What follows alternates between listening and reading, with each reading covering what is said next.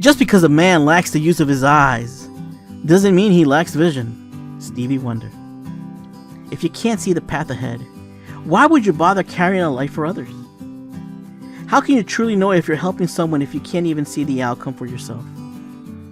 It's easy to say you'd be strong or selfless, but at least have some hope.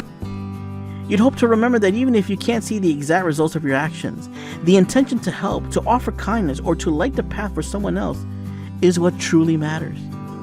It's about having faith that your efforts, however small, create a positive ripple even if you don't see the splash. When a blind man walks through a village carrying a lantern, people laugh until they hear his reason. This ancient parable reveals a powerful truth about awareness, selflessness, and wisdom in unexpected places.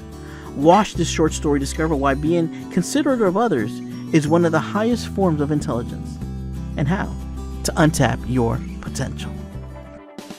Welcome to Untapping Your Potential, where we will share with you motivational stories, motivational figures, comeback stories, and public speaking tips that will keep you growing and inspire you to take action.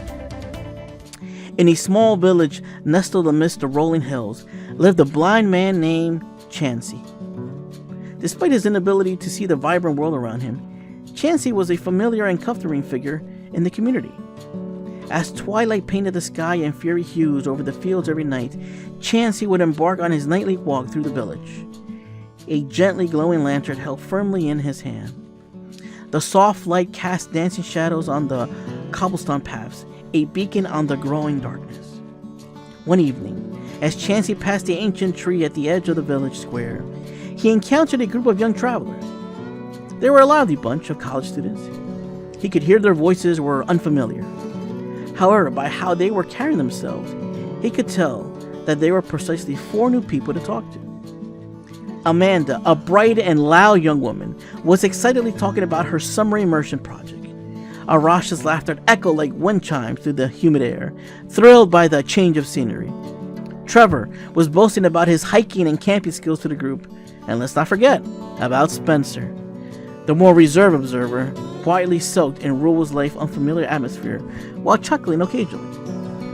They were part of a university outreach program, enjoying the village life during their summer break. They were among the few groups that got out of their dorm rooms to hang out and drink beer. As they could not miss Chansey, seeing a blind man carrying a lantern sparked curiosity and amusement among them. Ever the instigator, Trevor couldn't resist a playful jab. "Hey, blind man," he called out, a smirk playing on his lip, as the others stifled giggles. "You're blind? Why bother carrying that lantern when you can't even see where you're going?"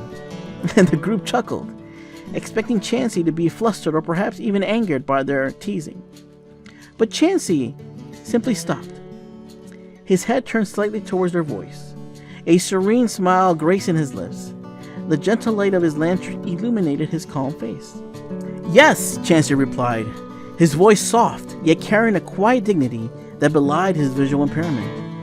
"Unfortunately, I am blind, and the beauty of the sunset or the colors of your shirts are a mystery to me." This lantern, he held it slightly, allowing the light to spill into the dusty path. "This light I carry is not for me. My path, though unseen, is familiar to my feet. No, this lantern is for people like you, young scholars, whose eyes can see. However, it may still struggle to navigate the darkness of the night in an unfamiliar place." He paused, his gaze seemingly fixed on a point beyond their face, yet somehow encompassing them almost as if he could see right through them.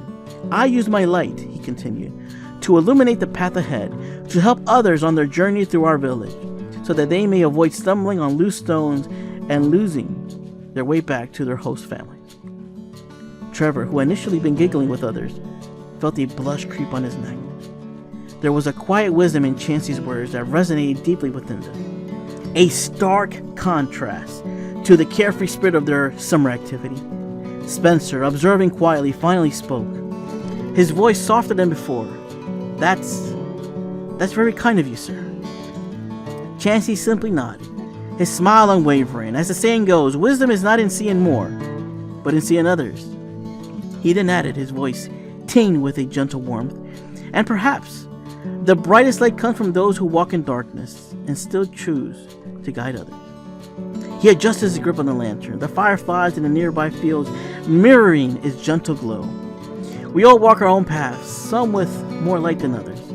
But even in our darkness, we can choose to be a beacon for those around us. He paused again, a subtle shift in his demeanor.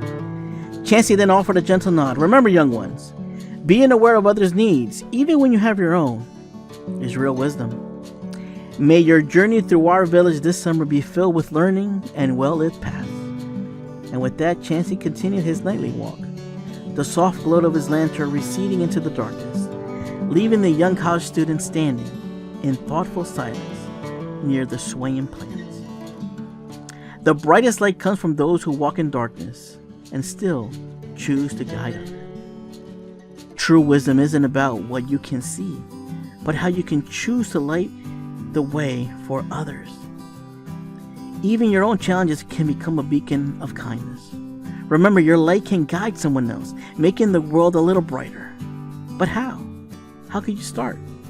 Well, 1, practice consideration beyond your own needs. The blind man didn't need the lantern, the others did. And ask yourself daily, who can benefit from something I have, even if I don't need it right now? Ask yourself daily, what can I give to my friend right now that might help them feel good about themselves, even though I'm struggling too? Your act of kindness and focus on their strengths can actually make you feel more confident and connected. This would rub off on your best friend and make you a very positive influence in not just their life, but also yours. Wisdom is not in seeing more, but in seeing others. Number 2, don't underestimate quiet wisdom. You often overlook people who just don't seem capable, but they may carry the deepest insight. Instead of quick judgments, try to listen more and judge less. Value wisdom from unexpected sources. You might find that the quietest person, or the one you least expect, has the most valuable advice for your own journey or even for life. You can learn something truly powerful by simply being open to insight from anyone around you. Humility is not thinking less of yourself, it's thinking of yourself less. And number 3, be a light for others. Even in your own limitations, you can make the path easier for someone else. Offer kindness, clarity, or encouragement, especially when you feel you have little to give. Your true strength isn't in pretending to be perfect, but in offering the kindness and guidance you still possess.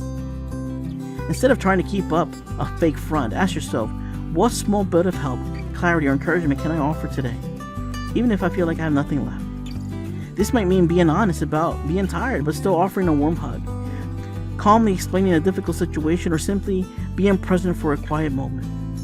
By allowing a little vulnerability, you show them how to navigate tough times, making the path easier for them and often lighting your own way too. Being aware of others' needs, even when you have your own, is real wisdom. Thanks for watching this video. How would you like to hear more motivational stories consistently? Do me a favor and support the channel by sharing and commenting below. And please make sure to like and hit that subscribe button to get the latest update. Soon, you will be on your way to feeling inspired.